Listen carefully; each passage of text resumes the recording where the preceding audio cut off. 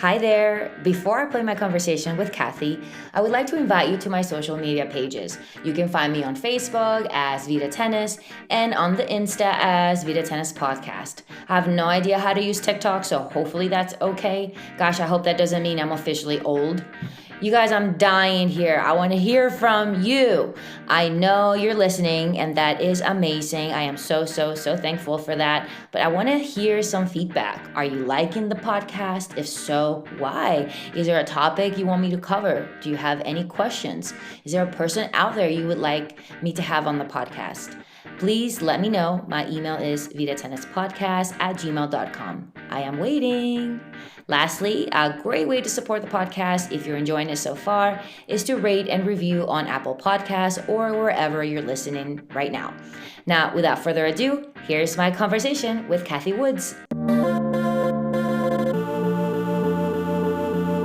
Hello, everybody. Welcome to Vita Tennis, the podcast for those of us who eat, sleep, breathe tennis. My name is Jennifer Gelhaus, and I'm your host.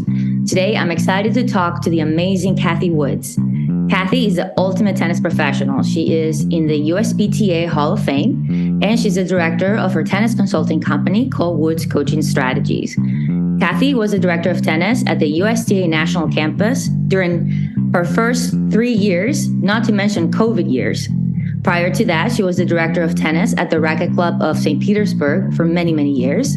She served as the first woman president for the USPTA back in 1994. She played for the University of Pennsylvania and graduated summa cum laude. She's also the University of Pennsylvania Tennis Hall of Fame.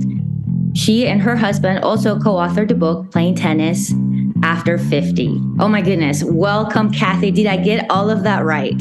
That sounds good. You did. Thank you, Jennifer. It's great to be here. Welcome to Vita Tennis. You've had such an amazing career. Can you kind of take us through how you got started and how did you decide that you wanted a career in the tennis industry? Interesting. I've now been teaching tennis I just figured this out last night, for 50 years. And I started really young.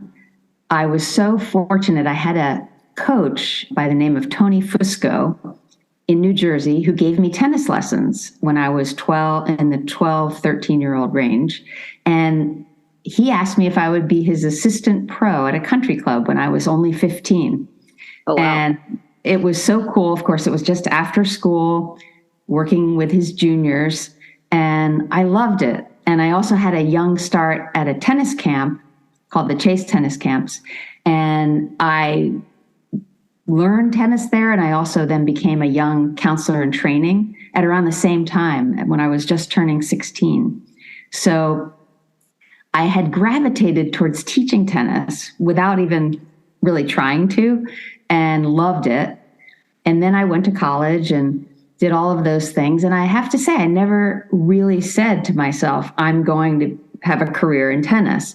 But I was an education major and a psychology major. And so I always loved teaching. I always loved analyzing things, working with people and children. And it just kept going even after college. My first job right out of school was at the University of Pennsylvania. Their tennis center at the time was called the Levy Tennis Pavilion. And they really needed someone for a few months. And I started there.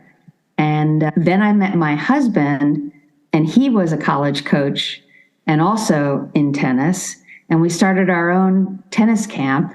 And then we got married. And then it was just like everything just took off. And there I was, really immersed in tennis teaching, using my education and psychology background. That was the springboard. So did your husband also play college tennis? He did. He played in Pennsylvania at a school called East Stroudsburg State University. He also played soccer in college. He did a lot of different things. Oh, wow. That's awesome. So what was it like to be the director of tennis at the USTA National Campus, especially during those COVID years? I'm guessing that could not be easy. I mean, that was hard for everybody. Well, the timetable, actually, I was there. First of all, I was brought in for the setup and implementation as director of tennis, at the campus when it was still dirt. And only the main building structure had been erected and wasn't even fully finished. And so I wore a hard hat and traipsed around in the dirt and helped really with the whole setup of the campus. I guess I was fortunate. I left the day that the world shut down of COVID. So I missed the COVID years at the campus. So I was there from 2016, in the summer of 2016. We opened in January of 2017, and then I left Friday, March 13th of 2020. Oh, I see. But it was still an unbelievable experience. So COVID notwithstanding, to have that opportunity was really the opportunity of a lifetime and the most amazing professional challenge that I had ever had, with the most incredible outcome that I'd ever had professionally. So those 4 years are so embedded in me, and still all of my relationships from those years, we still talk about how incredible those 4 years were. So it was great. Okay, so I had the timeline wrong then. I thought you were there for COVID, but yeah, you were there at the very beginning. What year did the center open then? So we opened January 2nd of 2017. And so I had been there before we actually opened for quite a while. And just that was such an exciting thing, to be building this incredible state-of-the-art, kind of never before seen, largest tennis facility in the world, and be part of this team implementing and problem solving and having really so many unknowns, because we were building the center in a community that was so young, that really didn't have any tennis.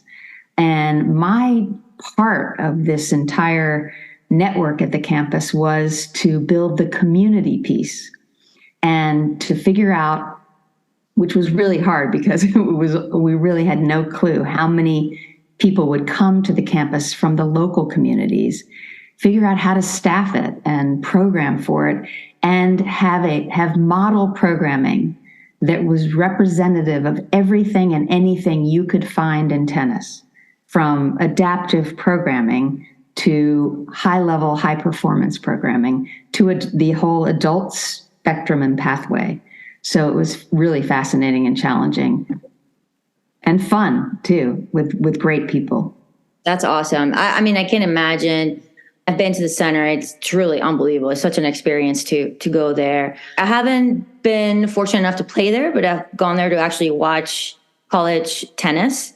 Mm-hmm. And it was really fun. It's an incredible place. And I know Lake Nona, and it is interesting because that whole area is just getting developed. Even to this day, it's still just growing, but it's definitely going to grow even more and more and more.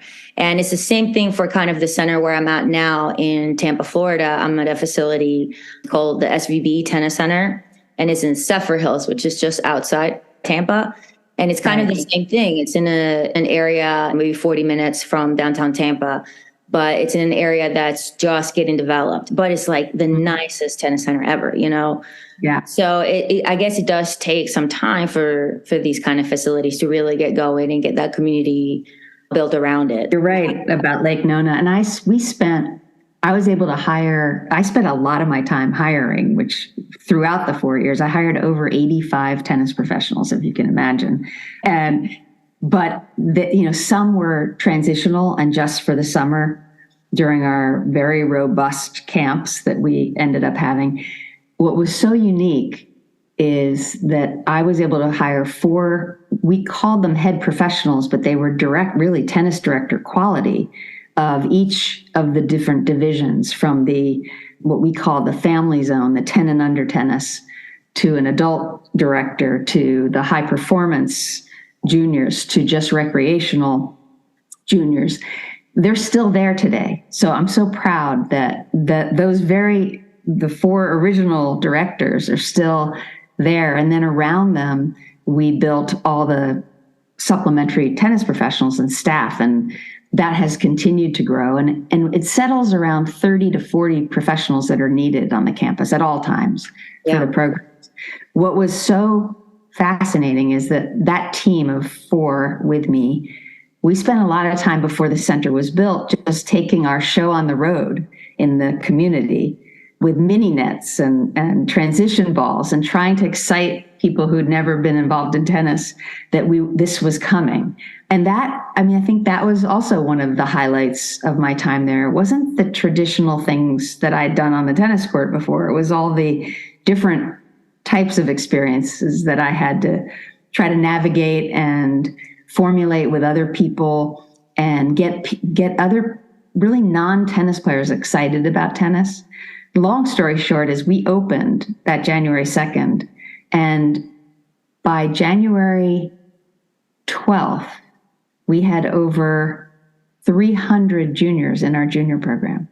Wow. And so all of a sudden, the 10 pros, in addition to the 4 head pros that we had been able to compile for the campus, we needed to double that immediately, as you can imagine. And it just grew from there. That's unbelievable. Can you tell us anything you've learned about the hiring process? What do you feel was the most important thing, or what to this day, what do you feel like is the most important thing when you're hiring a tennis pro? Yeah, I did learn a lot about it. And I really learned that you can teach other coaches to improve their tennis teaching skills. And you can affect the personality of pros, because I actually had a couple of examples where I thought that I was hiring coaches who might be too introverted or shy or lacking in energy. And I really wasn't sure that could be changed, but it was able to be changed. And they have the most outgoing, robust, joyful personalities on the court. But in general, I tried to hire high energy people who actually I could tell would be excited to learn new things. They had to be open-minded, not feel like they knew it all, but they could adapt, because the campus was ever changing. It was sort of like having a Super Bowl in football every day on the campus. We never knew who was going to show up. We had all kinds of celebrities and people from all over the world who would just land on our doorsteps, many of whom didn't speak English. And this group had to be very resilient and very flexible, but personality had a lot to do with how I hired. And how do you feel that you get a sense for that? Is it mostly through your in-person interaction during the interview process? It was mostly in the interview. Yeah. And because often we were so slammed that we didn't have time to do an on-court test of pros' skills. And also, tennis pros often during those things are so nervous that you're not really seeing the right thing. I had a funny interview one time where we had an emergency where a school bus of children showed up on the wrong day at the campus. There were 60 kids.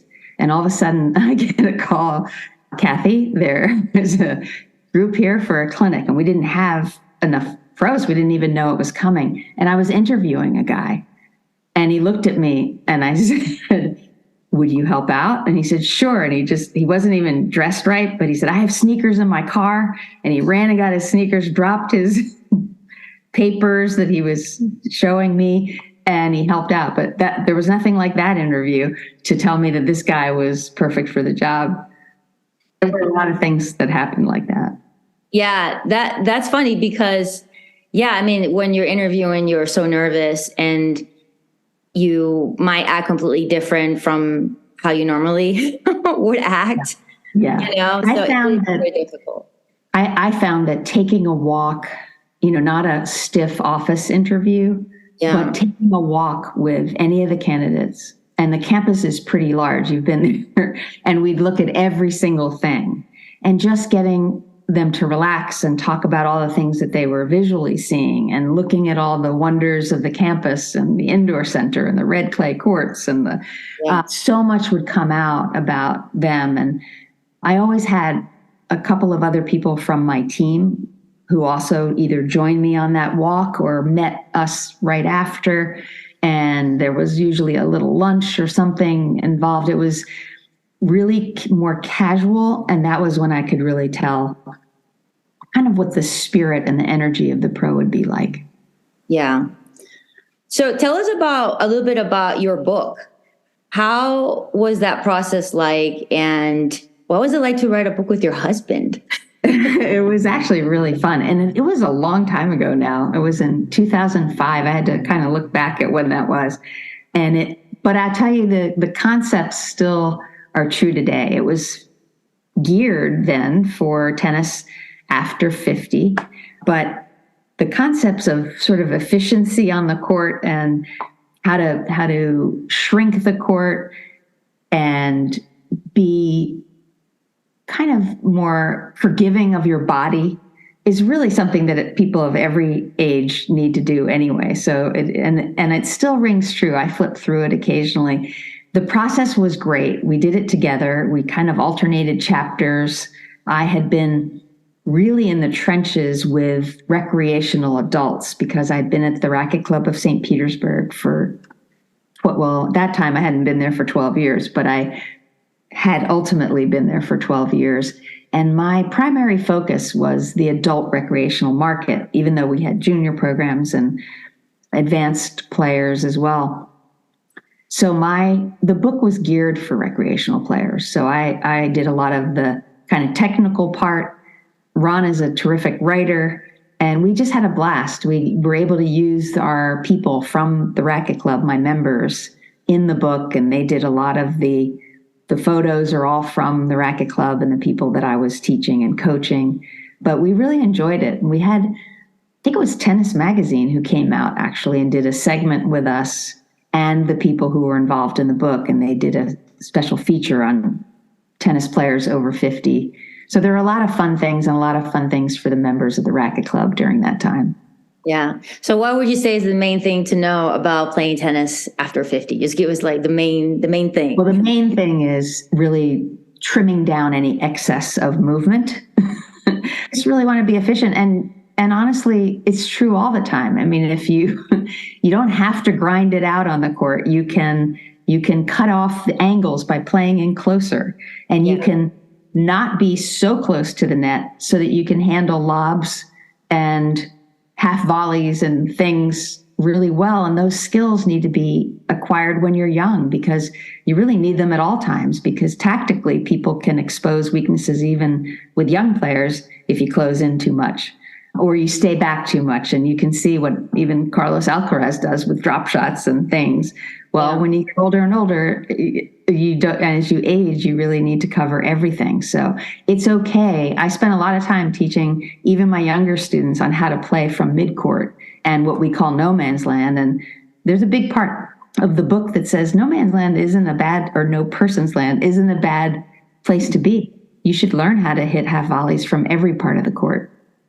As long as you're moving forward and not getting stuck in there. Because when I coach, I see that all the time. It's just people just kind of hanging out in no man's land for way too long. Right. But if you don't want to be a victim of drop shots and you can't get lobbed for aging reasons, then you need to have that skill so you have it as an option. Yeah. It's funny because when I was a junior player, I would sometimes play with the older crowd. I mean, I wouldn't think even 50, I would think even older, maybe like 60s, 70s, maybe. Yeah. And just for fun. And I learned so much from playing against older people because they had more variety to their game. They would definitely make me play in a way that I wasn't comfortable with, lob me, drop shot me, move me around, break the rhythm. And as a junior player, I mean, I would get frustrated and angry, but it was such a good learning experience. Now looking back, I can really appreciate it. Well, I had the exact same experience. And felt like, a hot shot coming off my University of Pennsylvania varsity team. And I was in the Philadelphia area. And I played a bunch of tournaments at that time. And I played on a league that included really high level women from the area. And there were two women who were probably in their 60s. And I was in my 20s. And I thought, this is no big deal. I was playing singles. They were playing singles. How could I not beat them? They both handled me. And it was really funny because I was so frustrated, but I learned so much about the same things you're talking about, angles and drop shots and lobs. And they were really high level, nationally ranked women for their age group. And I remember even in those days thinking about how we have performance goals versus outcome goals. And there became moments in one of the matches against this woman, Bunny, who had a triple bun on the top of her hair. And when I realized I was going to not be able to win the match, my performance goal was to make one of the buns fall down on the top of her head. Because I couldn't believe I was losing to this blondish gray-haired woman with 3 buns on top. And I knew I couldn't beat her, but I could at least make the hairdo fall down. And I did. It got a little messy. Oh my gosh. So do you still play for fun? I do. I love playing. I love playing doubles and singles. I hadn't played singles in a really long time and just started playing singles again. But I guess my skill set is probably, I'm a much better doubles player. And my rewards in tennis and tournament victories have been more doubles oriented. Gotcha. What do you think is the best part of being a tennis pro? I think the best part is the connection with people. And even though that can tire pros out a lot because you really have to be, quote, on when you're teaching, the most rewarding things in my career have been the relationships not only that I've had with the people that I've been with, but that they've ended up forging their own relationships with other tennis players that became lifelong friendships. To be part of that, to be in a profession that is about something that's fun, that's great for fitness, that's joyful, that isn't work. We talk about the work-life balance. We're on the life side of these people, the fun time, their downtime when they want to do something for themselves. It's so awesome to be in an environment that's like that. And I used to tease my next door neighbor was a dentist, and he had just the opposite career. Everyone who came to him had a problem. It was a horror for them. They hated going to the dentist. And he used to say to me, I just wish I could do what you do. And that was a long, long time ago, but it really rings true. I mean, we're really lucky in our profession that that's what we get to do. I've learned so much from my students just about life. And yet a lot of my role as a tennis pro has been to be a life coach, kind of in the background.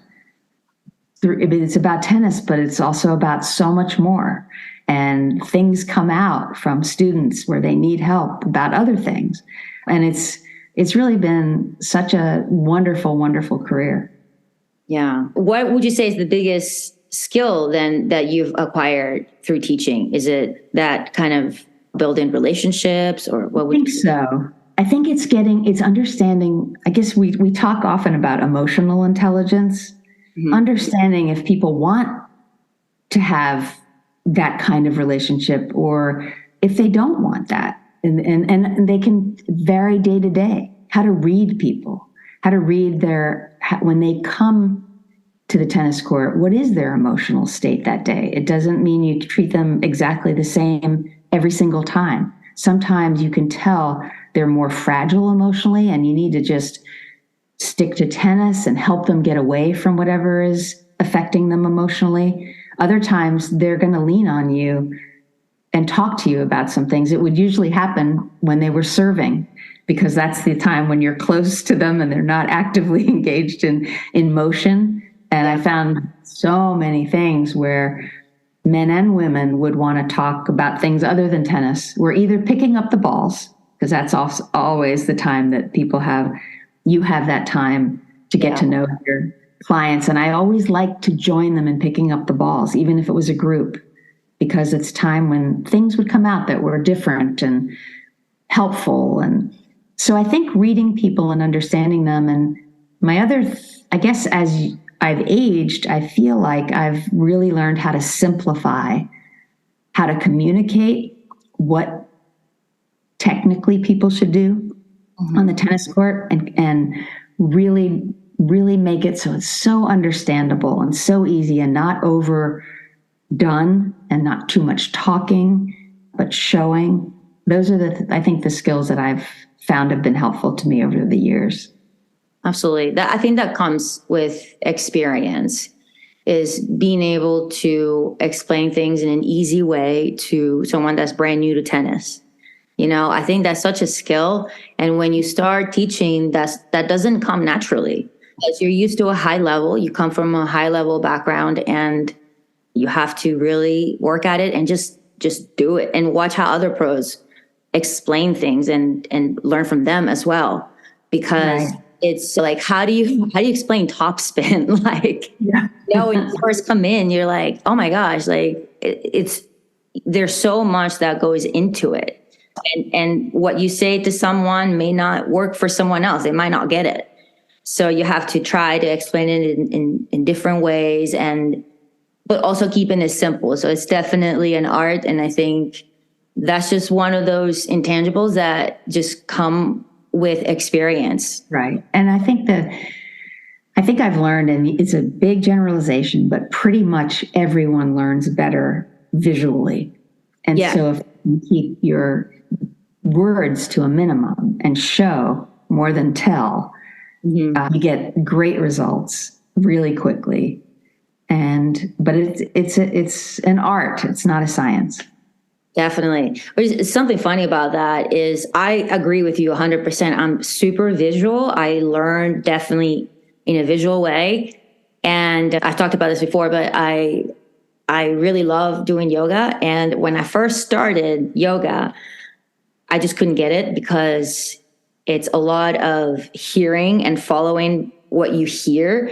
And I was just lost. I did not understand what was going on. I had to look at the instructor to know what to do, but I couldn't see the instructor because of the different positions that you're in.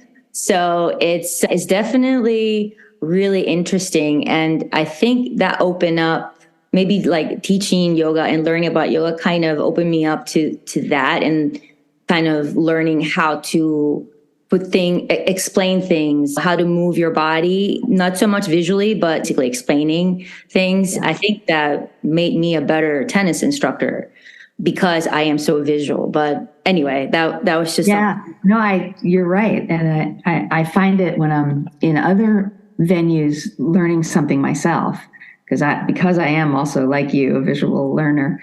I recently have had to go to physical therapy, sadly, for a tweak of my hamstring. And they gave me 5 exercises to do and showed me visually really fast, all 5. There's no way I could remember them.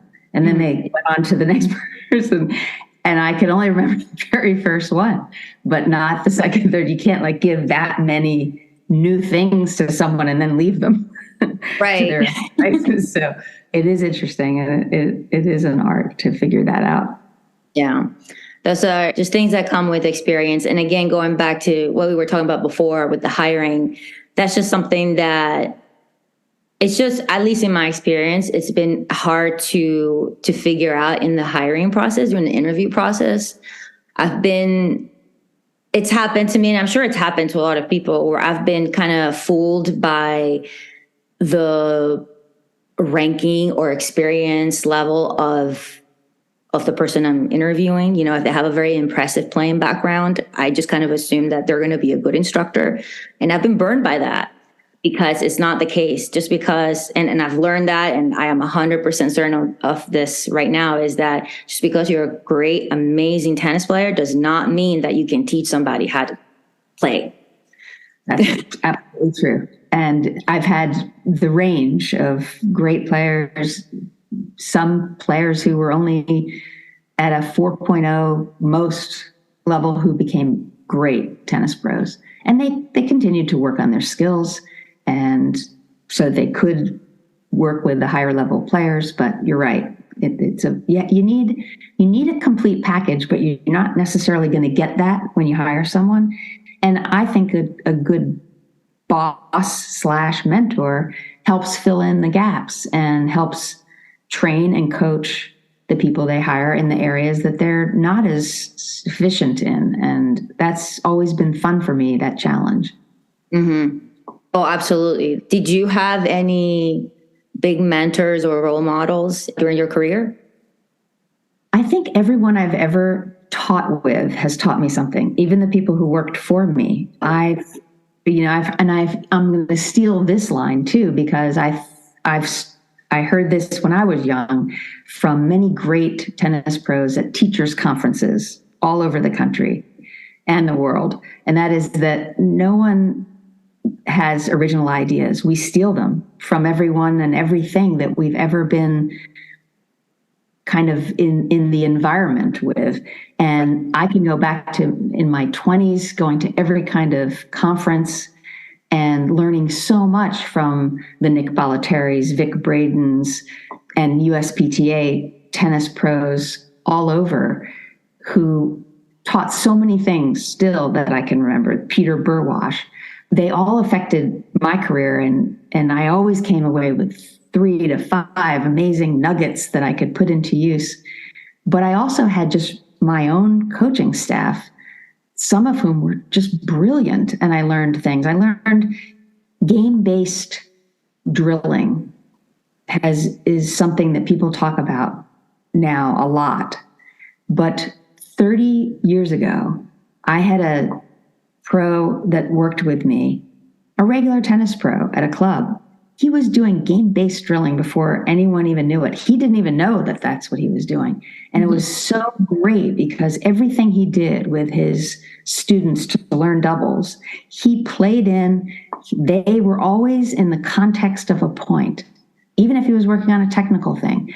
And I learned that from him so many years ago before it was sort of fashionable. So and I'm still learning, and it's really fun. I mean, I love being around other tennis pros, seeing how they deliver information and things. And so I can't pinpoint one. And my husband has been an amazing role model and mentor to me too, because he has different skill sets. So I've really been really fortunate. Do you guys play mixed doubles? We do. Oh, yeah? We haven't in a while, but we do, and we really enjoy it.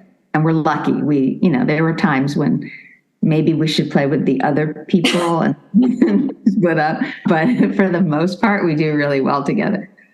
That's amazing. Yeah, we know how to, what not to do to set the other person off most of the time. Yeah. But only because we've studied it. And so we have to. I haven't figured that out, Kathy. My husband plays tennis too. So my husband was a baseball player, and then I taught him how to play when we started dating. But we've been together for like 16 years or something. So now he's a really good player. He's a 4.5. He's a high 4.5. Like basically, he's a 5.0 player, and he's really good, very good athlete. He's 6'5". So he's a good player, and we can play together. But we just, I don't know. It's like we have very different personalities, and that definitely comes out during play. Yeah. I'd rather play against him than with him. Just come to the decision, like, we're just going to be on the other side of the net. Well, it's funny because in that book that Ron and I wrote, there is a chapter on mixed doubles, and we brought in a couple for a photo to give that look that sometimes a spouse gives to their spouse on the tennis court. It's a certain look. And we talk about it. So I'll have to make sure you get that chapter and you can read through it, because it's all about how to play okay with someone that you're close to and avoid that look. Don't give that look to your spouse partner. What do you do about Sorry to interrupt you, but my husband is like the biggest ball hog ever. And it's okay sometimes, but sometimes he just he's such a ball hog that he leaves, the whole side open, and he drives me crazy. So I can't figure that out. There's a very old video that, if you've heard of Vic Braden, who was a great coach from California. He's been in the Hall of Fame of the USPTA. He's passed away now. He had the best video on mixed doubles. And Ron and I used to show all of our tennis camps and campers, adult students, the video. And he does it almost as a comedian. It is so funny, Jennifer. And he shows a picture of the guy putting his wife in the alley. And he says, honey, you just cover this.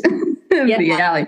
I've got the rest of the court. And it proves the point, like in a humorous way. But yeah, well, I can help you with that. Maybe you guys should come to the Racquet Club, because there are rules for how to cover. Yeah. Oh, nice. So if you were to look back at your career, is there any kind of advice that you would give to your younger self? Maybe, 20-year-old Kathy, who's a pro at a club trying to make it in the tennis world. I guess it would be, don't be afraid to try new things.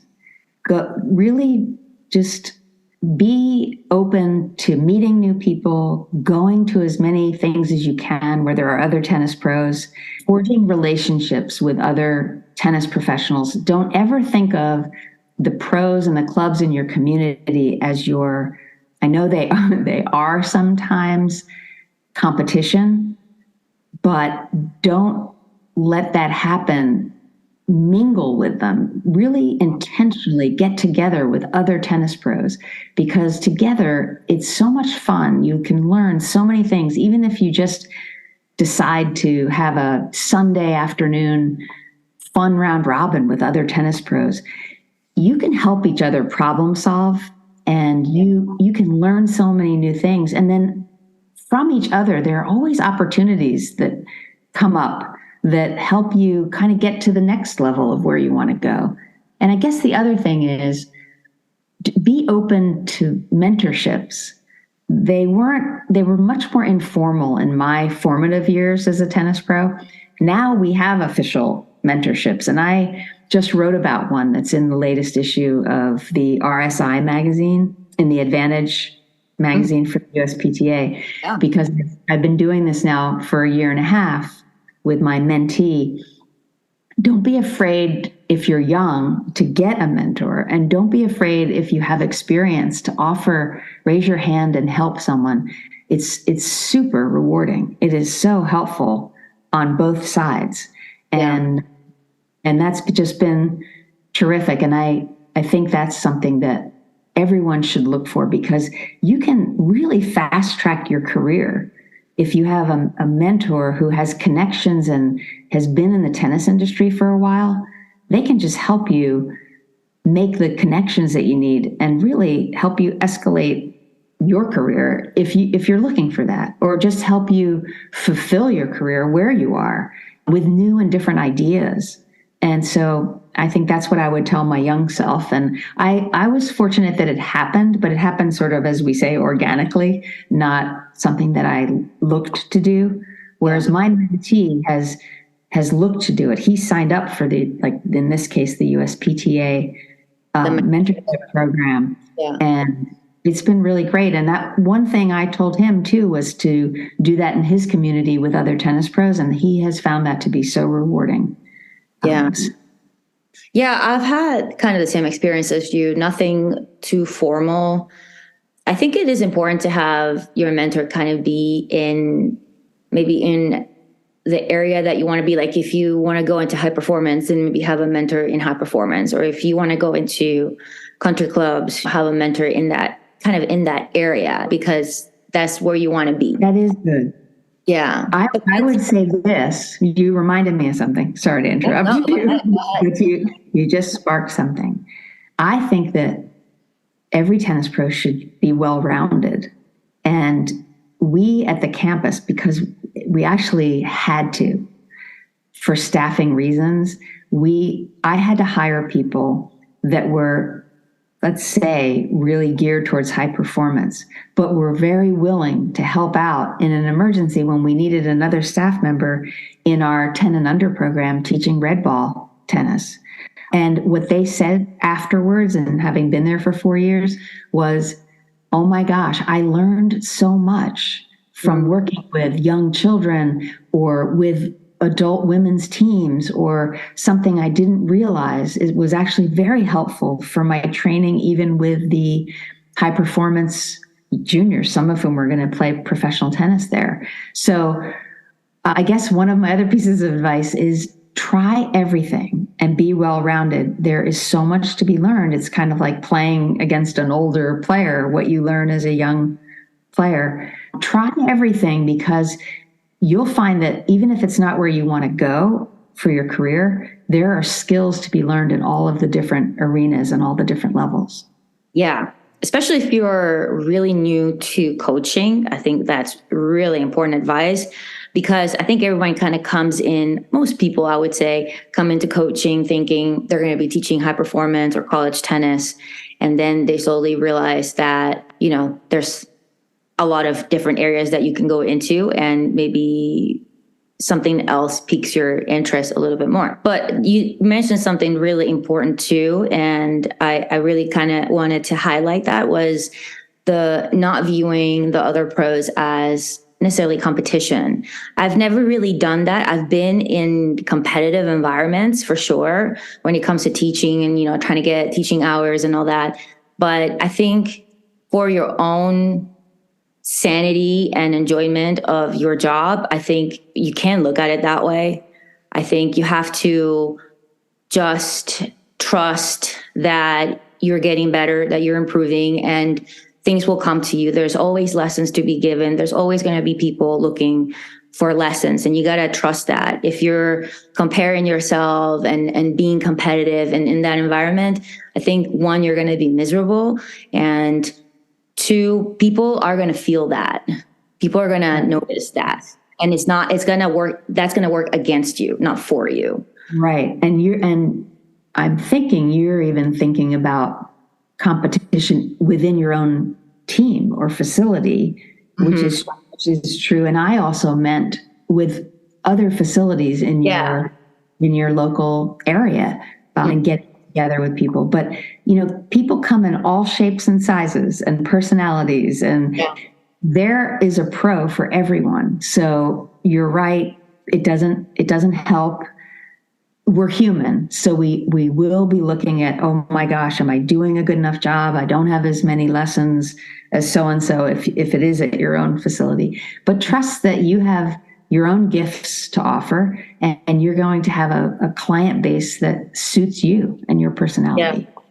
And what you were saying about the pros at other clubs, another good thing to remember is that you don't know what's going to happen tomorrow. Maybe tomorrow you'll be working with that person. Exactly. And you never want to burn bridges in the tennis industry. It's really a small world.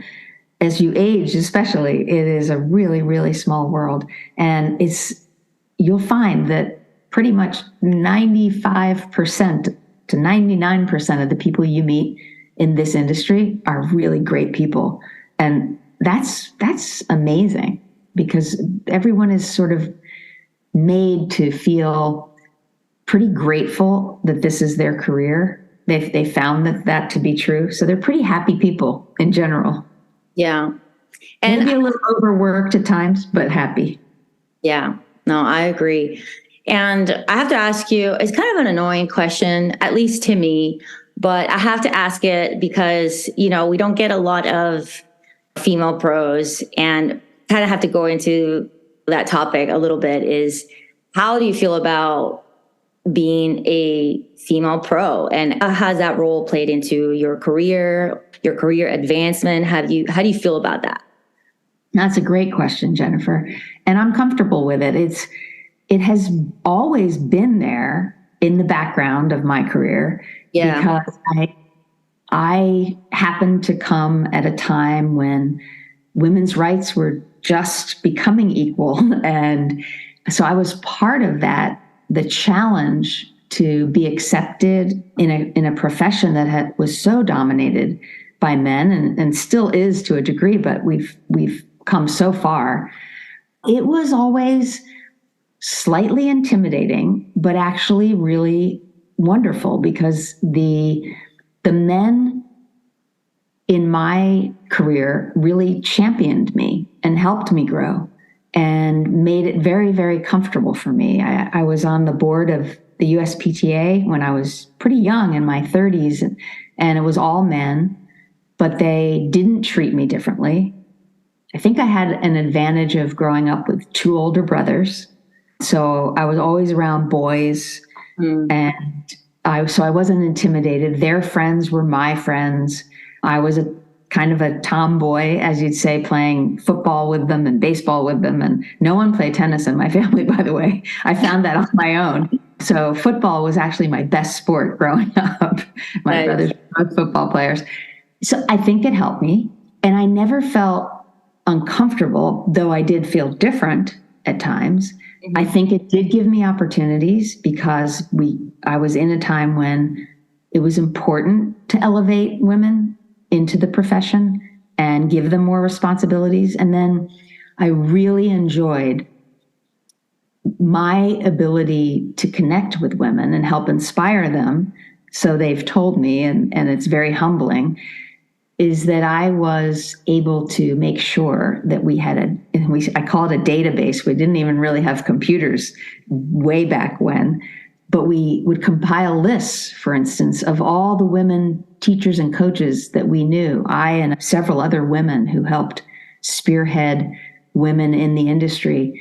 And we would compile lists and give it to the heads of every section and division of the United States and the USTA and USPTA and say, please invite these women to your meetings, to your boards. Please get them to speak at your conferences. And so I've had nothing but like great experiences being a woman because I got to do a lot of things, maybe in a different way, but it really has been fun for me. I've been very, very lucky. Yeah. I think there's a lot of different things that go into being a female pro. I think what we were talking about earlier about competition, right? So I think sometimes women may not go into coaching because they're not confident enough, thinking people don't want to take a lesson from a woman. I'm like, you know what? There are people that prefer a female pro. And just like what we're talking about competition, you're not going to be everybody's cup of tea, but you're definitely going to have your people that are going to find you, that you're going to click with. And you have to put yourself out there and kind of find those people. It's been interesting. There are a lot of women who prefer, even on a lot of women's teams, prefer women coaches because they know or they think from the quote unquote emotional intelligence point of view that a woman can relate a little bit better to what they're going through and how they should be playing tennis, because it might be different from how the men are playing at times. It depends on the level, of course, and it's not always true, but it can be helpful. I also have met so many men who are my steady clients who much preferred having a woman. And I even talked to them about it at times. And pretty much they all voiced a similar concern with men, that they felt uncomfortable being vulnerable and weaker with men as their coaches if they weren't as good as their guy. And it was an interesting moment for me, but several men who were my students told me the same thing. They just felt more comfortable on the court with a woman. Yeah. And then obviously there's other barriers, I think, when it comes to the lifestyle of a tennis pro. Being one, if you want to start a family and you're teaching, that's a challenge, I'm sure. And it's a physical job too. I think there's a lot of different barriers. A lot of pros get paid on an hourly basis.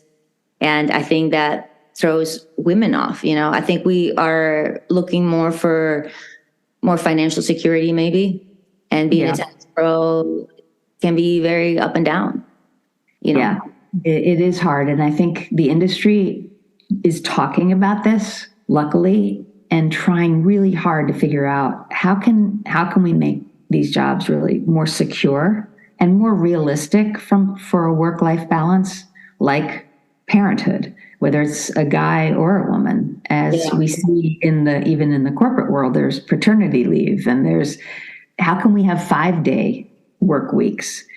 And there are ways to do it. We started working on this at the national campus which really was hard to do when we were always gasping for more coaches because the programs were growing so quickly. But even that, I started on the weekends. I would have a pro on call, one of my head pros, who was a director, so that not everybody had to work every weekend, kind of like doctors do for each other. And we do have to take cues from other industries and make sure that if there is a woman who wants to start a family, there's job sharing opportunities to find another pro who can be like your substitute, like substitute teaching. We have to get creative so that men and women feel like it's a more reasonable job and they can have a good family life too. Yeah, I think that's really important to be thinking about those things if we want to attract good talent and good female talent to the industry. Yes. To definitely consider those things. Yeah, I was very lucky at the campus that we ended up with 50% female and males out of those robust numbers. But there were a lot of great female candidates who thought the national campus was a really fun place to start their career. So I was really lucky. So hopefully women feel secure and the benefits packages. I think more and more clubs realize that they have to have not just hourly, but salaried employees and benefits packages for everybody. I really hope to see that, not just because of women coaches, but just in general for the industry. I think it's needed. I was talking to another pro the other day about this. There's such a gap, right, between what the director makes and what the pros make. It's a huge gap, right? Which kind of, you're working your butt off to become a director one day. That's kind of when you get rewarded, but you might burn yourself out in the way and then maybe look for other opportunities, other career opportunities and then you get pulled away from tennis and we're losing talent to that. Yes. Yes, it's true. And while this doesn't necessarily help the job, I guess the comfort and security of a job, I never charged more, even as the director, than all of my staff for the hourly wage, because for so many reasons, I wanted, as long as they were competent and deserving, why would I want to make such a separation between me and my staff to my clientele? Yeah. Because what are you saying? Okay, I'm way, way better and they're not going to give you as good an hour experience. So from a marketing point of view and a truth point of view, if they were competent, I wanted that. And then what that helped, even though it might have only been an hourly wage and not a salary, is that they were able to make a lot more money. Yeah.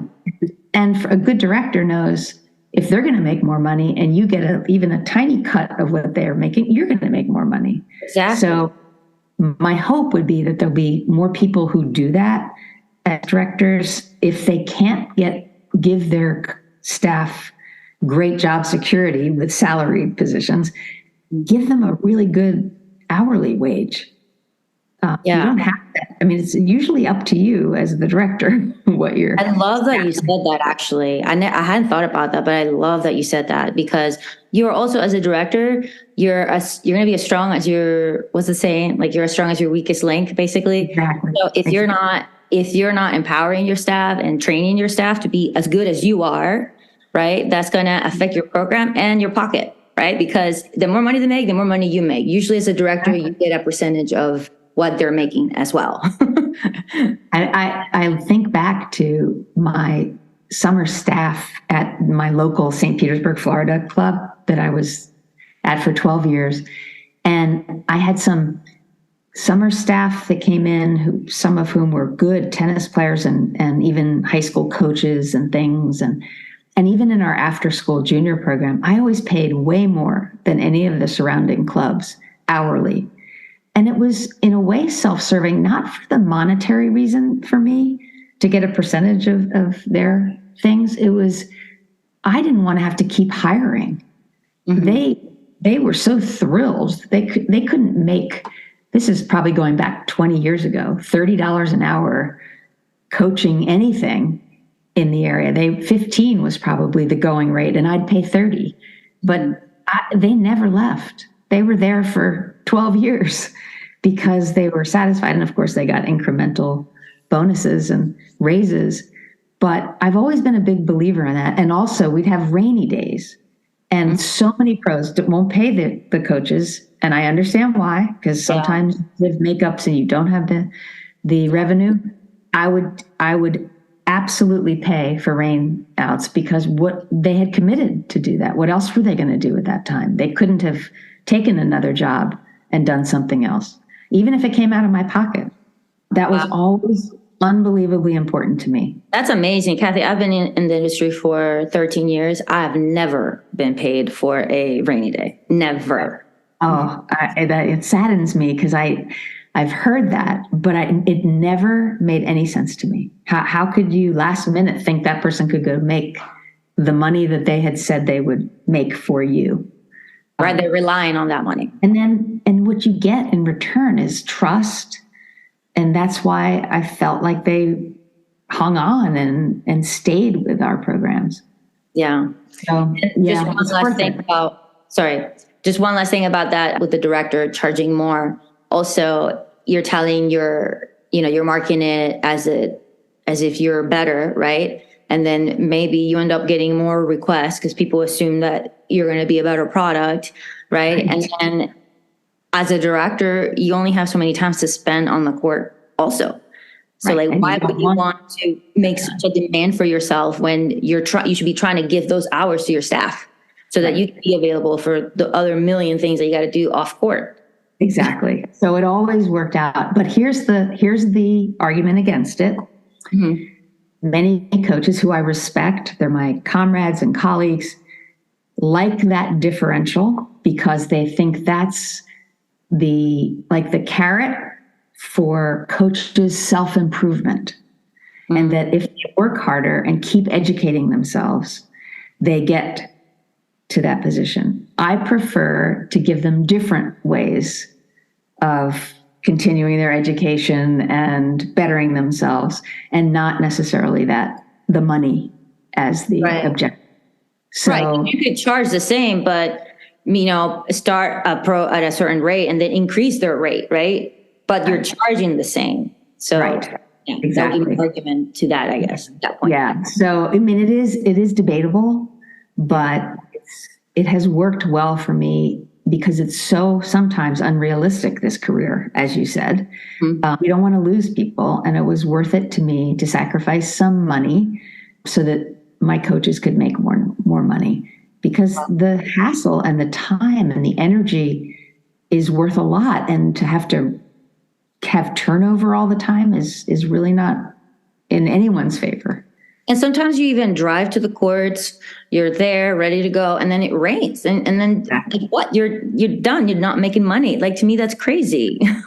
We have to be. We have to keep working on this, Jennifer. Yes, absolutely. All right. So I just have a couple more questions for you, and then I'll let you go. I really do appreciate your time and don't want to abuse it. But I just was wondering if you could share with us the Grand Slam moment of your tennis life and the double bagel moment of your tennis life. So like the high and the low of your tennis life as a coach or as a player, whichever way you want to answer it. Wow. Well, as you age, the highlights and double bagels accumulate. Oh, there are so many. It's difficult to just choose one, but I'll lump them together and say the relationships with my colleagues and students of the game are the highlights for me. Including my college teammates, we still get together several times a year, and we Zoom every single Friday. Not everyone makes it every week, but it's pretty cool. And a double bagel. Well, I think I would say it was a pretty embarrassing moment. I was on my way to my very first national USPTA board meeting as the only woman. And I stopped at a Publix shopping center in the Publix grocery store and used the restroom. my rental car keys were in my pocket and they dropped out into the toilet as it flushed while I was there. And I had to go through an amazing amount of hoops to get a new rental car key driven to me and try to make it to my very first national USPTA board meeting. So I'd say that was a pretty big double bagel. Miraculously, I wasn't even late for the meeting, but it was so stressful. That's hilarious and impressive that you still made it in time. It's also so great to hear that you're still in contact with your college teammates. But Kathy, thank you so much for joining us today. It was an amazing conversation, just as I imagined it would be. And all the best with your new endeavors with your consulting company. Do you have any way that people can reach out to you, maybe through social media or, I don't know, email if you want to share that? It's up to you. Sure. Yeah, the email, it's a little bit long, so it's a little hard, but it's Woods, which is WOODS, coaching and strategies. And then it's at gmail.com. Okay. And really cover everything from mentoring to facility assistance, program assistance, self-improvement for coaches, training staff, and for players. I do a bunch of things on mental fitness and match analysis. Locally, I had fun doing that at our local club, watching people play a tennis match, giving them feedback, and then meeting with their coach to discuss how they would improve. So awesome. Kind of runs the gamut. Yeah. All right. Well, thank you so much, Kathy. You're awesome. Well, thanks for having me, Jennifer. I appreciate it. Take care. Thank you for listening to Vita Tennis. I hope you enjoyed my conversation with Kathy. I think we touched on some interesting points regarding the compensation for tennis pros, being a female pro, and it was definitely interesting to learn about her leadership style and career path. If you're enjoying this podcast, I would so appreciate it if you would leave a review or simply rate the show so others can find it. You also may want to subscribe so you get notified when new episodes come out each week. You can now follow Vita Tennis on Instagram. The handle is simply Vita Tennis Podcast. Or email me at vitatennispodcast@gmail.com. Until next time, thank you.